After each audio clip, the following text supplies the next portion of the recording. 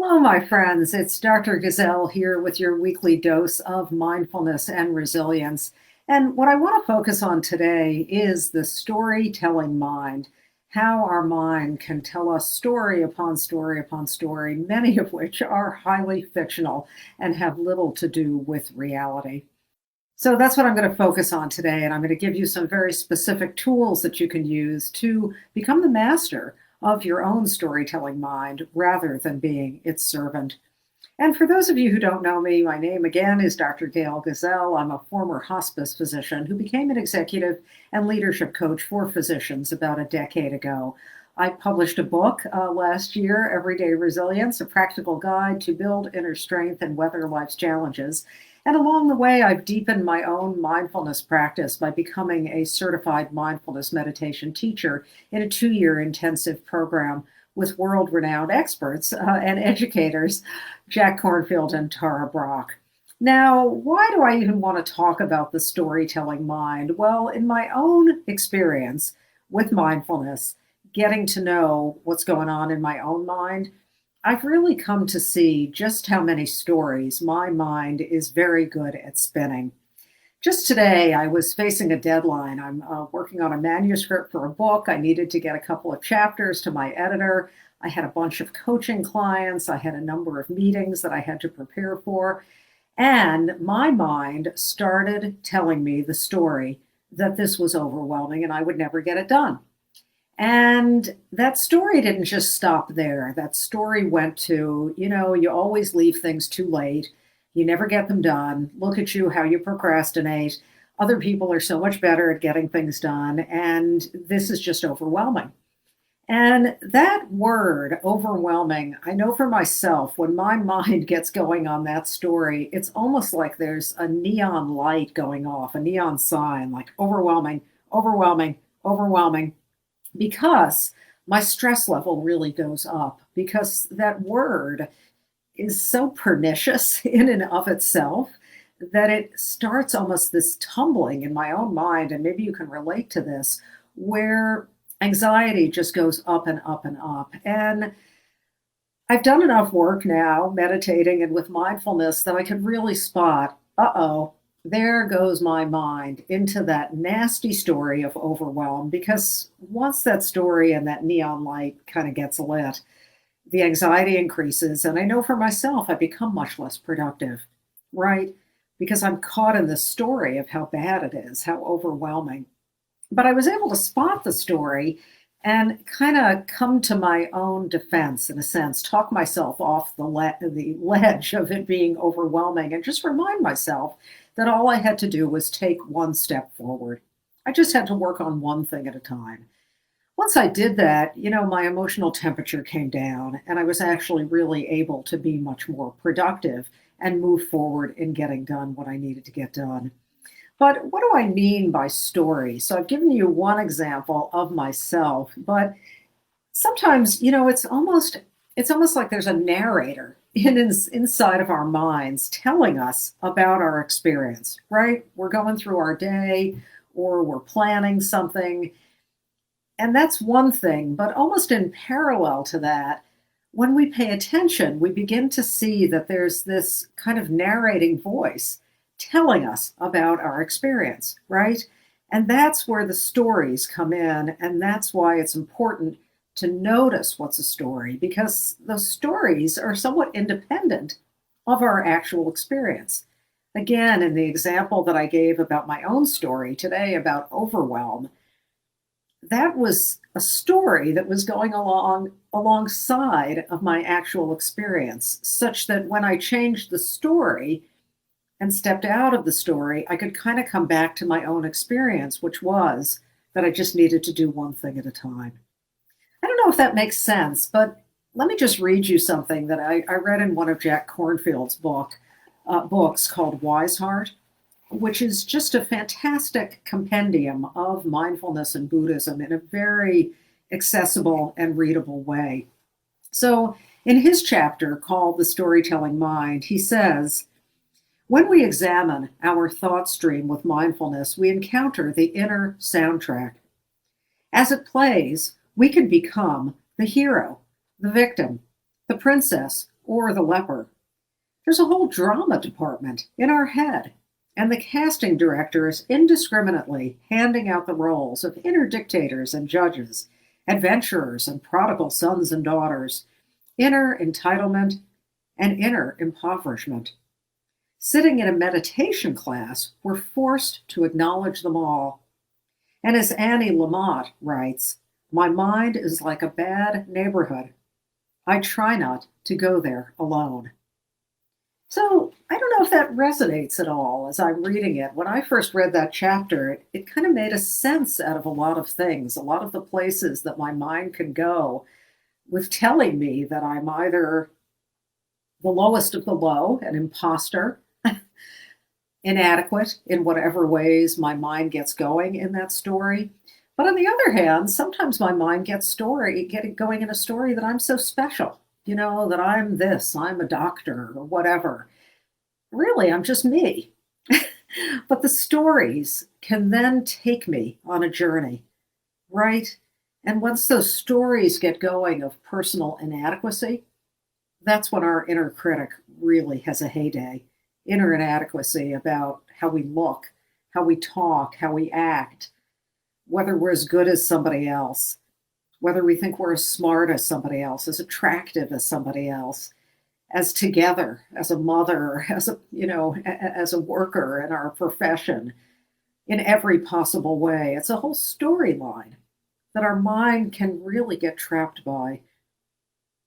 I'm really fascinated by the imposter syndrome because I've coached hundreds of physicians, and it may be surprising to the lay public just how many physicians walk around accusing themselves of being an imposter. And that also is a storyline, it's a thought process that the mind can get seduced by, this idea that somehow we're an imposter, a fraud, a fake, that we're at risk of being found out and that people will laugh at us and, kind of kick us to the curb almost. It's a storyline. It's a storyline that can lead us to actually screen out data about how well we're doing and can actually lead us to be hyper focused on data where we perceive we're coming up short. We can have stories about the future. This idea that we can get in our mind about something calamitous that could happen around our health, around our loved ones, around something going in the wrong direction. And our mind, again, starts spinning a story. Now, we all know that none of us can know for sure what's going to happen in the future, right? The future hasn't happened yet.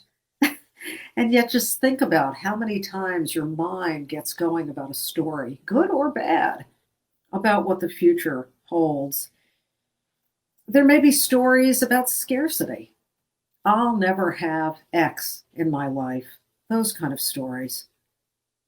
There may be a story about abundance. If I only earn a certain amount of money, if I only have the right kind of house, if I only have the right partner, then I'll be happy. Maybe that's true, but maybe it's not.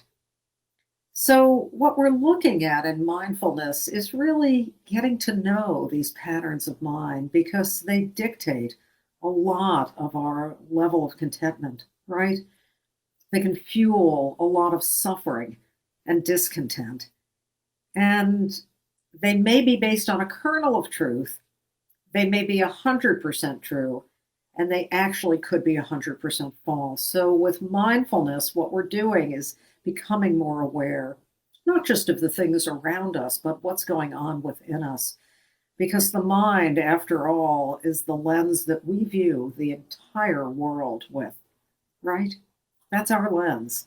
And so, don't we want that lens to be as accurate and as clear and as unfiltered as it can really be? And that's what we're doing with mindfulness. And with meditation, we're pausing and we're looking at what's going on in our mind. And sometimes it's kind of disconcerting what we see, all the busyness, all the stories, all the accusations, condemnations, everything. It's really something. And it takes a lot of courage to sit and meditate and get to know what's there. And that's what we're doing. We're just getting to know it. We're trying not to judge it. We're trying just to build the muscle of awareness. This is what's here in my mind. Once we bring these stories into mindful awareness, however, we can begin to question them with a lot more agility. We can really begin to ask ourselves, is this true? And we can ask ourselves, is this story contributing to my well being, or is it contributing to my suffering? Is it helping anything, or is it actually hurting me? Because our minds might not always have our best interests in mind. It's really something to stop and think that, but our minds really don't always have our best interests in mind. So, those of you who've seen my work or read some of my writings know that I'm a pragmatist. This isn't just pie in the sky. This isn't just meditate to sit on a cushion and be able to tell everybody that you meditate. This is about real life. So, the two practical steps that I want to talk about are one, mindful awareness, what I've already said, bringing these stories into full conscious awareness. In other words, bringing them out of the shadows of the mind and into the light of day. That's the first step. And the second, again, is questioning their veracity and really fundamentally asking yourself, how is this story serving me? And how is it not? The third step is a process of letting go, a process of helping your mind not cling so much, not be so attached to these particular stories. We're helping the mind to be a little bit more flexible, a little more agile in working with its own stories. And one thing that I find helpful around letting go is actually using the breathing to help us let go. In other words, you may notice that every time you inhale and every time you exhale, in exhalation in particular, there's a natural release. Take a deep breath right now. And as you could hear in that little bit of an audible sigh that I had, there's a sense of release.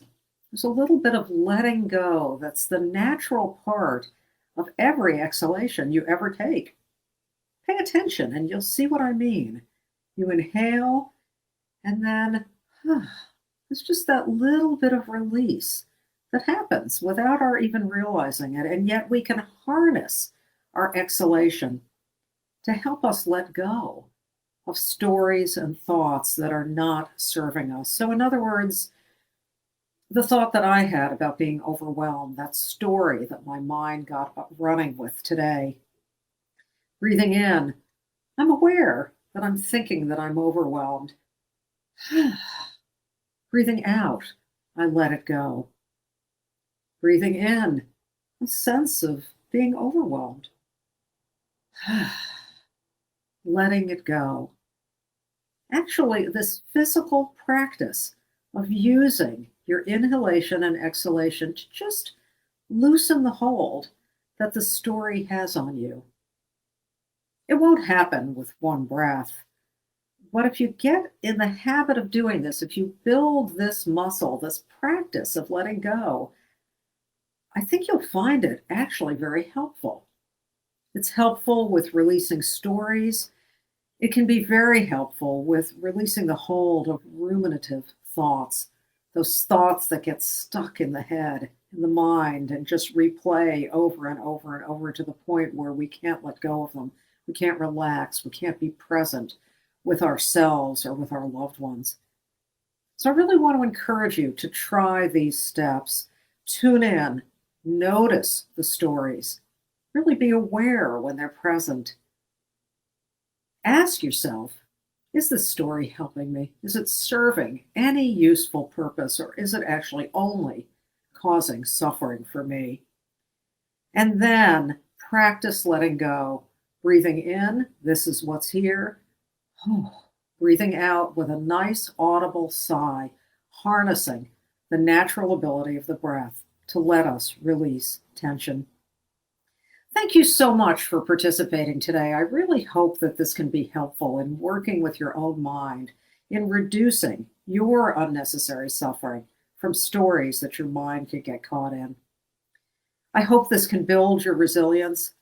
And until we meet again, wishing you many, many moments of calm and ease.